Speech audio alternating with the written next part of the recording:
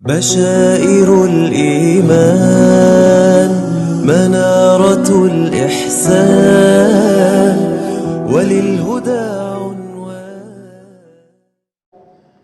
كان الغوث الإمام الولي الصالح العارف بالله سيدي ومولاي الغوث أبو مدين رضي الله عنه وأرضاه كان على هذه العقيدة، فقد ذكر في عقيدته وهي مخطوطة في المكتبة الوطنية بباريس تحت رقم 5854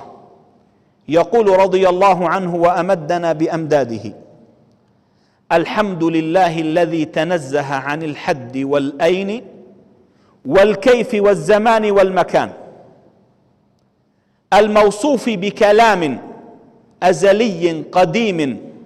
صفة من صفاته قائم بذاته لا منفصل عنه ولا عائد إليه، لا يحل في المحدثات ولا يجانس المخلوقات ولا يوصف بالحروف والأصوات. تنزهت صفات ربنا عن الأرض والسماوات. ويقول قدس الله سره: اللهم إنا نوحدك ولا نحدك، ونؤمن بك ولا نكيفك، ونعبدك ولا نشبهك، ونشهد أن من شبهك فلم يعرف الخالق من المخلوق. ويقول رضي الله عنه وقدس سره: القدوس على العرش استوى من غير تمكن ولا جلوس، العرش له حد ومقدار والله لا تدركه الأبصار، العرش تكيفه الخواطر والعقول وتصفه بالعرض والطول، وهو مع ذلك محمول والله لا يحول ولا يزول.